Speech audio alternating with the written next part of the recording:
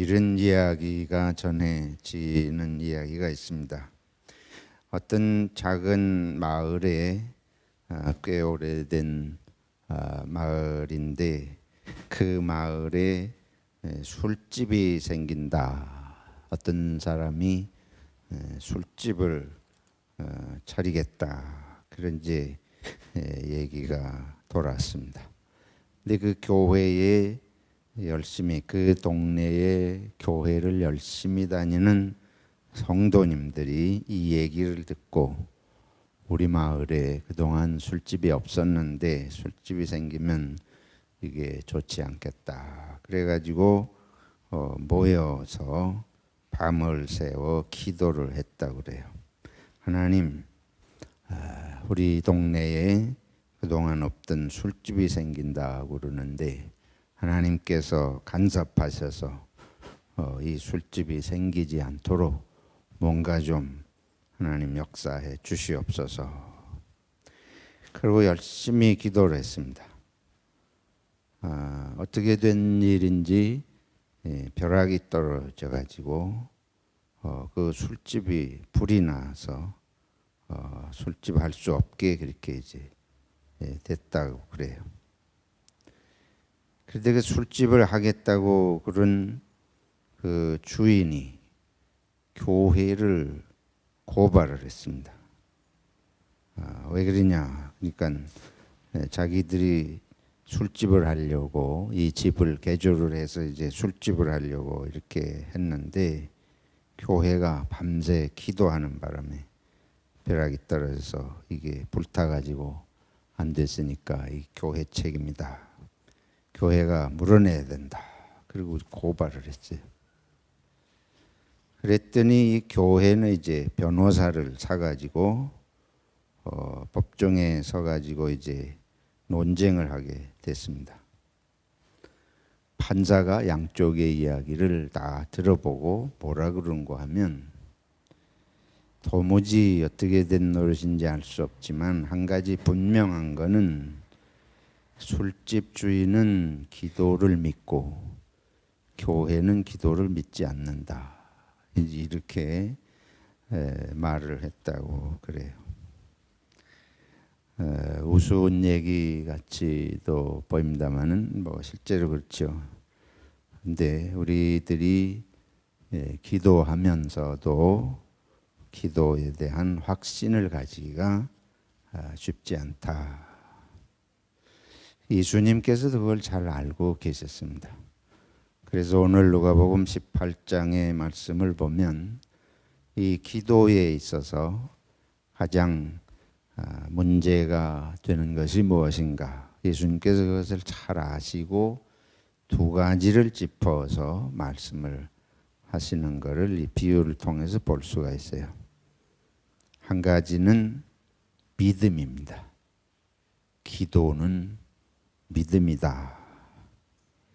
근데 기도를 못하게 되는 것은 믿음이 약해지고 믿음이 없어지면 기도할 수가 없게 되겠어요. 그래서 우리들이 기도하지 않는 것은 믿음의 연약함 때문인데 오늘날은 특히 기도하는데 방해가 많습니다. 오늘날은 그 믿는 시대가 아니고 불신앙의 시대예요.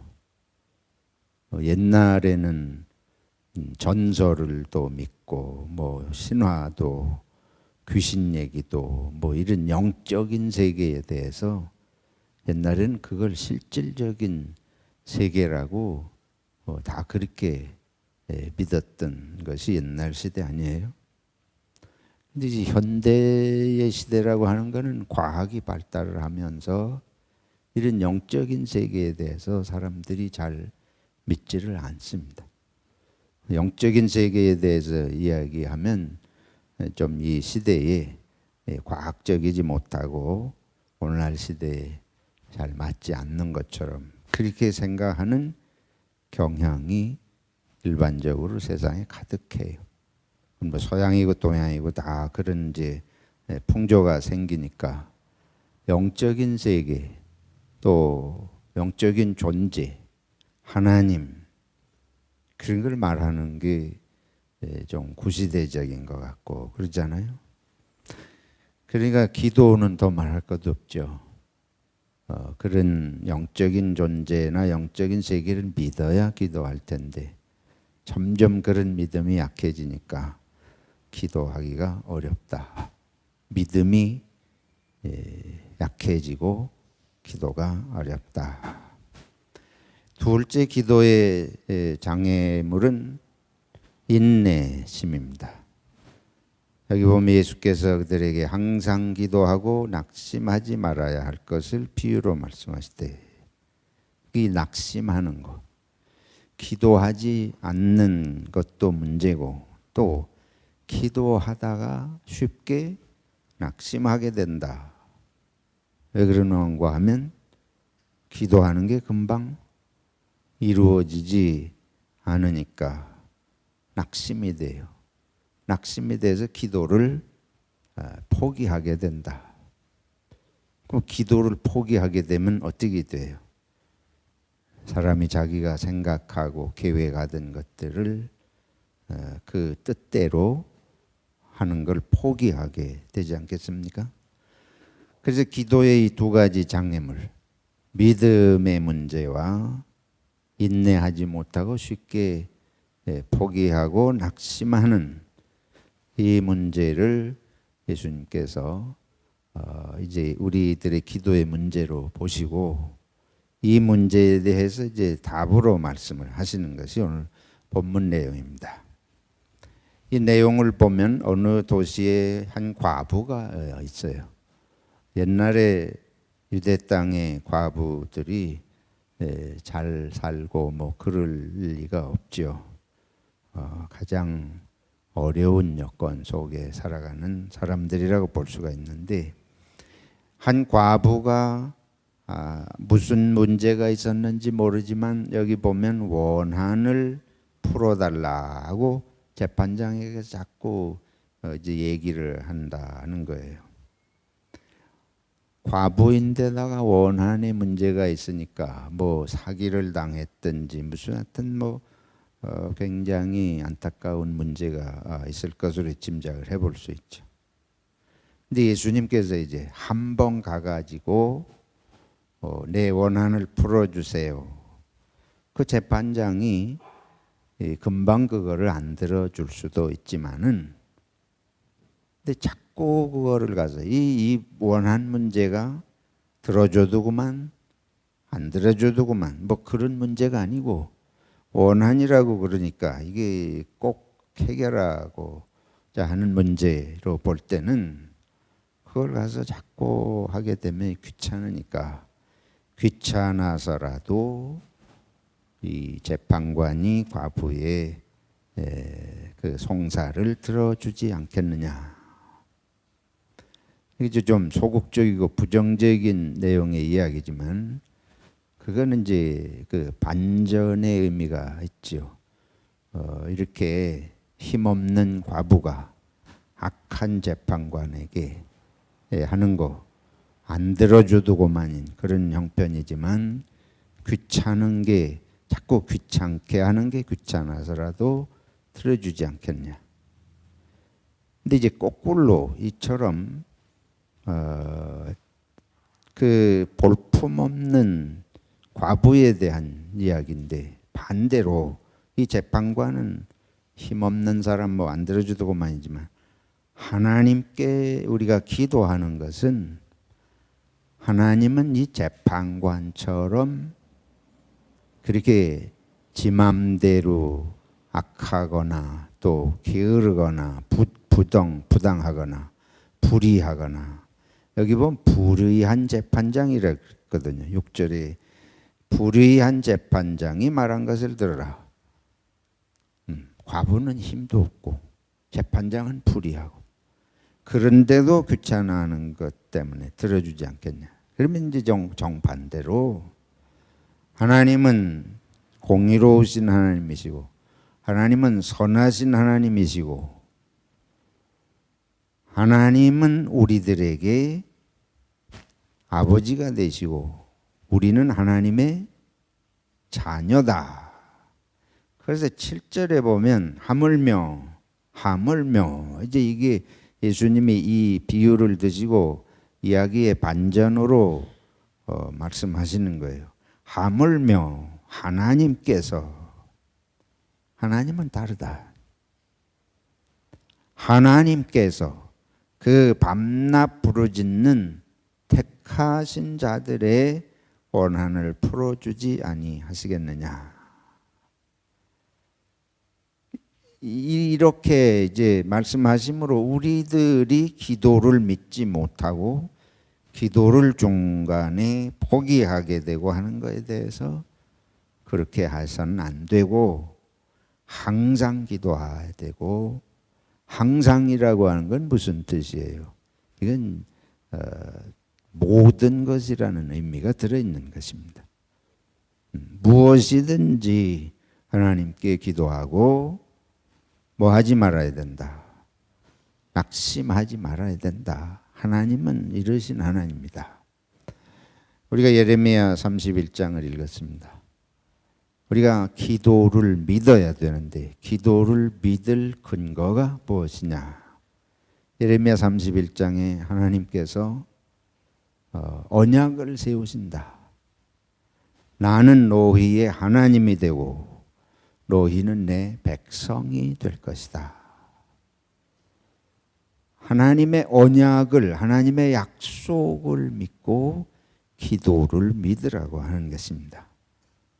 하나님은 우리의 하나님이 되시고 우리는 하나님의 백성이다. 여기 오늘 누가복음의 예수님 말씀대로 하면 우리는 하나님의 자녀, 하나님의 돌보심을 받는 그런 택함을 받은 하나님의 사랑을 받는 존재들이다. 그래서 기도하는 것에 대해서 세상은 불신앙적으로 생각할지 몰라도 너희는 하나님의 약속을 믿고 하나님의 선하심을 믿고 하나님이 우리를 그 백성으로, 그 자녀로 삼으신 것을 믿고 끝까지 기도해라. 이런 말씀을 이제 주셨습니다. 저희 집에 강아지가 한 마리 있는데 이 강아지가 제가 밥 먹으려고 그러든지 뭘 먹으면 꼭 제 앞에 와가지고 엎드려가지고 저를 많이 쳐다봐요. 왜 그러겠습니까? 먹는 거 저도 달라는 거예요. 이제 우리 강아지 이거는 집 아니고 집 밖이고 없어요. 지 마음대로 드나들면서 이제 다 휘젓고 다니는데 애들이 이걸 좋아하니까 이제 제가 뭐 같은 거 먹다가 가끔 이렇게 주었거든요. 그러니까 이제 나는 그런 거 주는 사람으로 우리 강아지는 알아가지고 제가 먹기만 하면 제 앞에 와서 엎드려요. 그래서 집사람이 이제 제 식사 같은 거 이렇게 가지고 들어오면 벌써 저한테 오는 줄 알고 졸졸 따라와서 엎드리는데 엎드려 가지고는 미동도 안 해요. 눈도 깜빡거리지도 않고 눈을 동그랗게 뜨고 저만 쳐다보는 거예요. 그러니까 어떻게 해요? 제가 불쌍한 생각이 들어서 아주 그렇게 계속 쳐다보고 있는데 제가 민망해서 그냥 혼자 먹을 수가 없어요. 그래서 어쩌다 주면은 계속 이제 그래요. 그러고는 이제 요즘은 이렇게 먹다가 좀 기다리다가 안 주고 있으면 점점 가까이 와요. 점점 가까이 오다가 나중엔 어떻게 하냐면 앞발로 이렇게 저를 건드려요. 빨리 달라고. 왜 안 주냐고. 그럼 안 줄 수가 없어요. 그래서 같이 밥을 먹는 거죠. 한 번 먹고 한 번 주고. 그런데 이거를 이제 우리 애들이나 집사람이 보고 여보 주지 말라고. 그거 사람이 먹는 거 개가 먹는 거 아니라고. 사람이 먹는 걸 개가 먹으면 개도 당뇨가 걸린대요. 당뇨도 걸리고 뭐도 걸리니까 저는 지 밥을 먹어야 된다고. 사람 먹는 음식은 뭐 간도 하잖아요. 이렇게 조금도 넣고 뭐 간도 하고 뭐 이렇게 여러 가지 하는데 개는 이제 본래 자기 나름대로 그 동물들이 먹는 그런 식생활 습관대로 해야 되는데 이걸 불쌍하다고 자꾸 주면 우선 당장은 모르지만 개가 병이 들 수 있다 그 말이죠. 그러고는 또 이거를 바라고 자기 밥을 안 먹어요. 그 다음에는 이게 사람 음식은 아무래도 뭐 이리저리 맛을 내니까 그래서 그런지 이걸 맛보고는 자기 밥을 안 먹는 거예요. 그래서 그 불쌍해도 주지 마라. 그래서 하루 종일 이제 굶어야 자기 걸 갖다가 이렇게 밥그릇에 놔주는 걸 먹고 그러더라고요. 저는 이거를 보면서 여기 성경 말씀, 예수님이 해주신 말씀을 생각을 하게 됩니다. 우리가 강아지가 제 집에서 기르는 강아지도 자꾸 그렇게 눈앞에서 그러면 그걸 안 줄 수가 없잖아요. 귀엽고 자꾸 그래서 하는데 하나님께서 당신이 사랑으로 지으시고 사랑하시는 우리들에게 예수님까지 주시지 않았습니까? 예수님을 십자가에 못 박게 하시면서까지 우리들을 구원하시지 않았어요. 우리가 죄를 짓고 잘못했는데도. 이제 어떻게 해야 되는가 하면 제가 강아지를 이렇게 데리고 놀다가 어떻게 잘못해가지고 그게 일부러 그런 거 아니고 어떻게 잘못해서 건드리다 보면 강아지가 깨갱 그러는 때가 있어요. 그러면 다 달려와가지고 저를 막 혼내요. 강아지한테 왜 그러냐고. 이제 사정은 모르지만 하여튼 내가 강아지 어떻게 한 줄 알고 그래서 아주 서러움을 느끼는 때가 있습니다. 이제 이렇게 하나님께서 사람이 어떤 때는 강아지도 집에서 기르니까 정이 들고 사랑스러우니까 그렇게 돌보게 되는 마음들이 있는데 하나님께서 우리를 얼마나 사랑하시는지 하나님이 당신의 손으로 지으신 피조물 중에 피조물인 인간을 하나님께서 몰라라 하실 리가 없다. 하나님은 반드시 우리를 사랑하시기 때문에 예수님까지 십자가에 못 박아 생명까지 주셔서 구원하신 하나님이 저와 여러분의 형편을 아시고 기도를 꼭 들으시고 응답하시는 줄로 믿습니다. 그래서 기도를 믿어야 돼요. 기도를 믿는 것은 하나님을 믿는 것입니다. 하나님이 선하시고 하나님이 사랑이시라고 하는 것을 믿고 하나님께서 성경 말씀을 통해서 우리들에게 당신의 백성이요 자녀로 삼으시고 우리 기도를 들으시겠다고 약속하신 것을 믿는 것입니다. 이거는 뭐 그래서 우리 그리스도인들은 세상에서 누가 무슨 과학이 어쩌고 오늘날 신이 있고 없고 뭐 그런 얘기 해도 거기 마음이 흔들릴 필요가 없어요. 세상에 어디 뭐 눈에 보이는 것만 존재합니까? 우리들의 믿음이 영적인 존재를 안 믿게 되는 것은 보고 듣고 만지고 뭐 이래는 것만 믿게 되는 과학주의의 이 부작용이 그거예요. 과학이 이 모순입니다. 무슨 모순이냐? 과학은 사실은 우리가 모르고 안 보이는 세상의 원리들을 밝혀낸 게 과학이에요. 과학은 눈에 보이는 얘기를 하는 게 아니고 우리 그렇게 생각하잖아요. 착각을 해요. 과학은 눈에 보이고 만지고 뭐 이러는 거 하는 거다. 뭐 눈에 보이고 들리고 만지고 하는 건 무슨 과학이 뭐 필요해. 우리가 가서 만져본 거 다 아는 건데 과학이 기여한 거는 보이지 않는 원리가 그 속에 숨어 있는 보이지 않는 원리들을 밝혀낸 게 과학입니다. 그렇지 않습니까? 무슨 얘기인지 잘 이해가 안 되세요?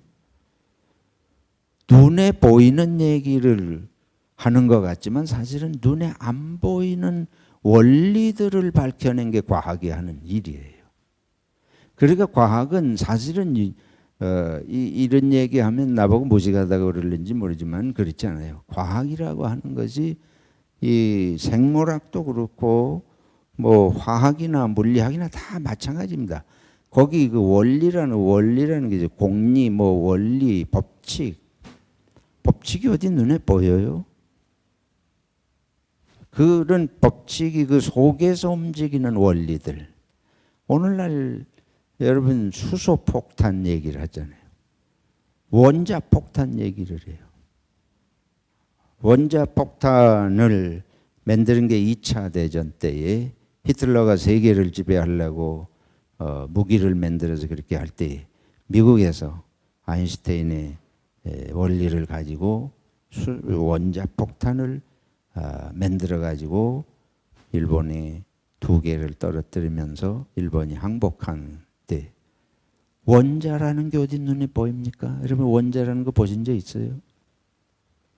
원자가 어디 눈에 보여요?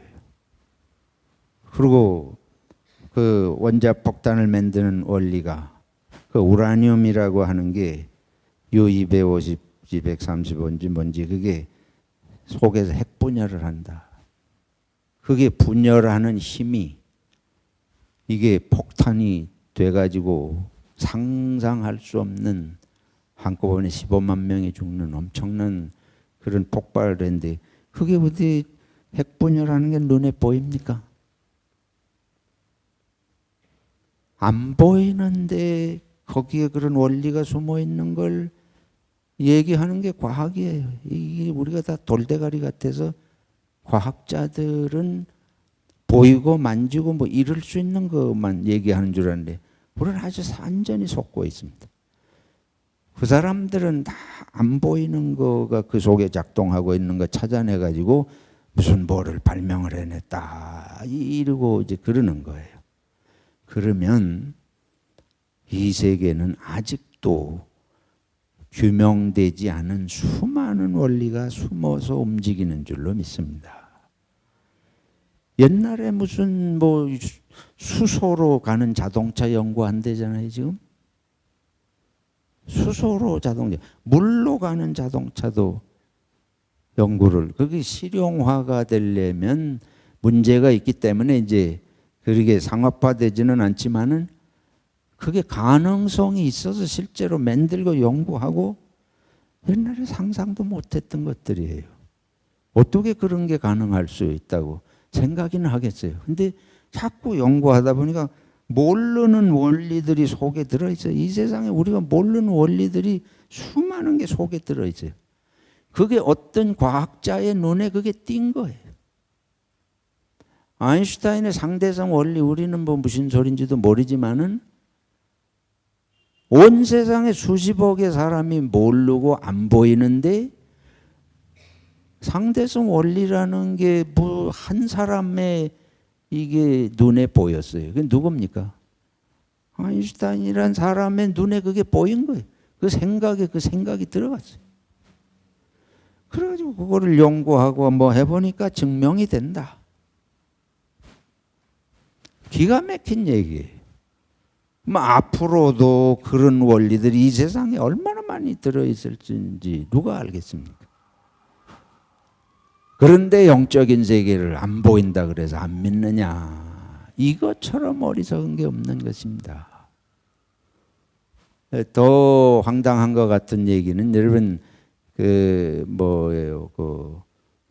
스타크래프트인가 그 왜 스타워즈 하는 거 우리 젊은 사람들은 알겠는데 우주선에서 이렇게 뭐 그거 하는 거 있잖아요. 사람이 여기 있다가 호로록 하면 없어져 가지고 저쪽에 가서 나타나고 그런 거 보셨죠? 네, 스타워즈 그 하는 영화 보면은 맨날 그 얘기 가만히 서 있으면 호로록 해서 사람이 없어지고 그 순간에 저쪽 어디 엉뚱한 데에 가가지고 이렇게 나타나고 우린 상상을 못해요. 근데 요즘에 자꾸만 하는 얘기들이 그런 것도 가능할 것이다. 이제는 그런 것도 가능할 시대가 온다. 뭐 이런 식으로 자꾸 이 모든 게 알 수 없는 세상이 있습니다. 하나님이 안 계시고 뭐 과학자들이 조금 무슨 뭐를 안다 그래서 다 보는 것처럼 자기들은 맨날 안 보이는 거 찾아 연구하는, 똑같아요. 이렇게 여기 자석 달린 거 가지고 돌아다니면 이렇게 금붙이 죽고 이런 거 찾아내려고 돌아다니는 사람들이 있지 않습니까? 과학자들이 그 사람들하고 똑같은 사람들이에요. 우주 만물 세계 자연 생물 이런 거에 뭐 아직도 못 찾아낸 뭐 원리가 있나, 이거 열심히 찾아내 가지고 뭐 그런 거 연구하는 사람들인데, 한 가지 눈이 어두워 가지고 자기들이 안 보이는 거 연구하면서도 하나님의 영적인 세계가 있다고 하는 걸 못 믿으니까 이게 내가 볼 때는 돌대가리들, 영적인 돌대가리가 되니까 그쪽은 환하게 열리는데 오히려 이 하나님의 세계에 대해서 어두워진, 이거는 지식의 문제도 아니고 머리의 문제가 아니고 마음이 닫혔기 때문에 그런 줄로 믿습니다. 영이 닫힌 사람에게 그게 안 보이는 거예요. 우리는 과학의 눈이 둔해서 아인슈타인의 상대성 원리를 암만 얘기를 해도 안 믿어져요. 이게 무슨 소리라는 거야. 내 눈에 보이질 않아. 내 생각에 그게 이론이 뭐 여기 들어오질 않아요. 다른 머리를 갖고 있는 거예요. 근데 이 마음이, 이 두뇌뿐만 아니고 이 마음이, 이제 마음도 어떤 사람의 마음에는 사랑이 보여요. 어떤 사람의 마음에는 사랑하고 살아야지 하고 사랑할 수 있고 뭐 이 사랑의 영역이 소중하고 귀하고 풍성하게 보이는데, 어떤 사람의 마음에는 무조건 다른 사람을 때려 죽이려고 그래. 하루 종일 마음이 어떻게 돌아가는가 하면 남 죽일 생각만 하는 마음도 있습니다. 어떻게 마음이 그렇게 돌아가는지 알 수가 없어요. 근데 거꾸로 그 사람들은 어떻게 사랑할 생각을 하는지가 이게 이해가 안 되는 거예요. 어떻게 저런 사람을 용서하느냐? 상상을 할 수가 없어요. 그 마음의 눈에는 그게 안 보이고 있을 수가 없는 거예요. 저 사람을 사랑하고 용서하면은 그 다음에 어떻게 된다, 이렇게 환히 보이는 사람이 있는데, 반대로 그랬다가는 큰일 나네. 그러다가는 나만 당하고 내가 죽을 것이다, 이러고 그 세계가 안 보이니까 전혀 다른 행동을 할 수밖에 없는 것입니다. 하나님을 믿고 하나님의 선하심을 믿고 하나님은 우리 아버지이신 것을 믿고 하나님은 기도를 들어주시는 분인 줄로 믿습니다. 그게 예수님에게는 환하게 보이는 거예요. 예수님은 하나님의 나라 환하게, 하나님의 나라의 장 본인이시니까, 그래서 예수님은 현실 얘기하시듯이 아주 쉽게 얘기하셔요. 여러분, 모든 것을 아는 사람은 쉽게 얘기합니다. 근데 모르면서 아는 것 같이 하는 사람들은 복잡하게 얘기하는 거예요. 예수님 얘기에 어려운 게 뭐가 있어요? 복음서에 예수님이 신학자같이 철학자같이 문자 쓰면서 복잡한 얘기하신 게 뭐가 있습니까? 예수님 항상 양치는 얘기하시고 농사 짓는 얘기하시고 부모 자식 얘기하시고 뭐 아주 쉬운 일상적인 얘기가, 오늘 여기에도 기도에 대해서 과부가 재판장에게 원한을 풀어주십시오 하고 아주 간단하고 아주 일상적이고 쉬운 얘기를 하세요. 예수님이 굉장한 뭐 이론적인 신학적인 그런 거 얘기하신 적이 단 한 번도 없으십니다. 왜? 예수님은 하나님의 나라를 환히 보시고 계시기 때문에 복잡한 얘기를 할 필요가 없는 거예요. 그래서 심플하게 생각해요. 기도는 응답된다. 근데 기도가 응답이 안 되는 때가 있습니다. 기도해도 답이 안 오는 때가 있어요. 그럼 어떻게 해야 되냐? 기도가 즉각 응답이 되면 좋은데 기도해도 응답이 안 오면 그럼 어떻게 해야 되냐? 낙심이 돼가지고 기도하는 거를 포기해야 되냐? 어떻게 해야 되냐? 그 답은 방금 제가 말씀드린 대로 우리 집 찰리가 강아지가 제 앞에 와서 때마다 이렇게 엎드려 가지고 주인이 먹을 때 자기도 같이 먹게 해달라고. 그때 제가 그거를 강아지에게 좋으면 얼마든지 줄 수 있어요. 근데 그거 뭐 아까워서 안 주는 건 아니잖아요. 사랑스럽고 내 집에서 한 식구처럼 기르는데, 근데 이거를 아무리 눈이 뚫어지게 저를 쳐다봐도 제가 마음을 억제하면서 안 주는 거예요. 주면 그냥 쉬워요. 주면 내 마음이 부담이 없어요.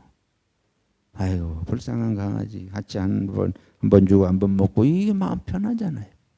그렇게 되더라고요. 근데 이거를 안 주려니까 아주 마음이 힘들면서 안 줘야 돼. 근데 왜 안 줍니까?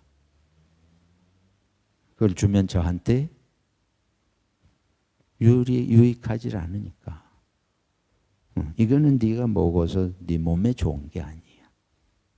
근데 이 강아지는 그거를 알지 못하니까 저는 입맛만 생각을 하고 자꾸 그거 뭔지 모르지만 먹을 건 줄 알고 저도 먹으니까 저도 달라고 이러고 있는 건데 제가 볼 때는 이건 네가 먹어서 너한테 유익하지 않으니까 아주 참고서 안 주는 거예요. 우리에게 기도의 응답이 없을 때는 하나님께서 우리에게 유익하지 않거나 또 내가 감당할 능력이 아직 없거나 내가 원하지만 내가 감당할 수 없는 것들도 있습니다. 세상에는. 그래서 하나님께서 감당할 만한 때가 되거나 감당할 수 없는 때라고 하는 건 뭐냐? 두 아들 중에 둘째 아들이 아버지의 재산을 달라 그래요. 그거 주었어요. 그 나가가지고 다 까먹고 들어오잖아요. 근데 아버지는 그게 아들의 인생이 그거 주어가지고 망했잖아요. 그렇잖아요. 돈 때문에 이 둘째 아들 탕자가 아주 망한 거예요. 인생을 호랑방탕하고 망가뜨리고 돌아왔습니다. 근데 그걸 주는 게 유익하다고 생각해서 주신 게 아니에요. 아버지가. 이렇게 안 하면 깨닫지를 못하니까. 재산보다 누가 더 중요해요? 아들이 깨닫고 아들답게 되는 게 중요하기 때문에 재산은 내버려도 좋으니까 준 거예요. 그런 경우가 있지만은 그러나 제대로 깨달으면 이 감당할 수 있는 자기가 그걸 매니지할 수 있는 능력이 있을 때에 사실은 상속을 해주는 게 바람직한 거죠. 그렇죠?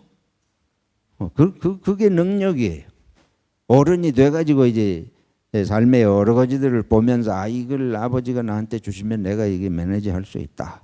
그때 이제 상속을 해주면 서로 유익해요. 근데 그러지 않고 그냥 때를 써서 무조건 달라. 근데 그게 해를 끼치고 망할 줄 알지만 그래도 안 그러면 이게 경험을 하기 전엔 못 깨닫고 자기 또 다르게라도 또 이게 또 망가지고 뭐 어떻게 할지 모르니까 그냥 주어서 경험을 하게 하느라고 경험하게 하느라고 줄 수는 있었지만 그때 상황에서는 적합한 때는 사실은 아니었던 것입니다. 그래서 우리가 이렇게 생각을 해보면 기도란 첫째는 하나님은 우리를 사랑하시고 선하게 인도하시고 축복하시기 원하시기 때문에 우리 기도하면 하나님은 주신다. 그러나 하나님이 안 주시는 때는 앞으로 내가 감당할 만한 때에 주시려고 인내하게 하시는 것일 수 있다. 그러니까 그 경우는 인내하고 낙심하지 말아야 한다. 그러나 때로 주시지만 주셨다고 그래서 내가 정신 차리고 잘 하지 못하고 내 욕심 때문에 구한 것은 내게 해가 될 수도 있다. 그때는 빨리 정신 차리고 내가 제정신이 든 사람이 되는 게 중요해요. 내게 뭐가 주어졌다 그래서 다 그거 하나님의 뜻으로 나한테 주셔지니까 다 복이 됐다고 이렇게 생각할 수 없는 것들도 있어요. 그러니까 지나치게 욕심을 부려서 집착할 일도 아니다. 하나님은 주시든지 아니 주시든지 항상 우리들에게 합력해서 장기적인 포석을 가지고 우리들의 유익한 길로 인도하시는 줄로 믿습니다. 그래서 망해도 희망을 버리지 말아야 돼요. 망하면 하나님이 버려서 망한 것이 아니고 내가 욕심을 가지고 잘못 구했는데 하나님이 지켜보시면서 기다리시면서 망한 거로 끝나는 게 아니고 하나님 앞에 돌아오면 하나님은 다시 아들같이 가락지도 끼우시고 잔치도 하시고 다시 돌보는 줄로 믿습니다. 그래서 망해도 낙심하지 말아야 됩니다. 하나님께 돌아오면 하나님은 바로 그때를 기다리고 계셨던 거예요. 그래서 중요한 것은 하나님과 우리의 관계는 변함이 없다. 로마서 8장에 있는 대로 무슨 일이 인생에 일어나도 그것 때문에 하나님과의 관계에 낙심을 할 필요가 없죠. 하나님은 변함없이 사랑하시고 돌보시고 세밀하게 우리를 주시하고 계시는 하나님이시다. 그래서 우리는 마음을 편하게 먹고 하나님을 의지하고 인생을 살아갈 수 있는 것입니다. 사랑하는 성도 여러분, 이민생활에서 별 일이 다 있지만 이 일이 일비할 필요가 없어요. 그저 꾸준히 하나님의 사랑으로 우리를 보살피시는 줄 알고 안 되면 안 되는데도 선한 뜻이 있고 되면 되는 대로 감사하고 그 대신 늘 하나님과의 관계 속에서 아뢰고 하나님의 음성을 듣고 이 사랑의 관계 속에서 또 이웃과의 관계 속에서 사는 것이 큰 축복인 줄로 믿습니다. 하나님 아버지, 우리는 미련해서 넓게 보지도 못하고 길게 보지 못합니다. 그러나 하나님을 믿습니다. 하나님은 돌보시고 합력하여 선하게 합동해서 유익하게 우리를 보살피시는 것을 믿습니다. 어려울 때에 기도하고 낙심하지 않고 늘 주님 믿고 살아가도록 저희 마음을 굳세게 하여 주시옵소서. 예수님의 이름으로 기도하옵나이다. 아멘.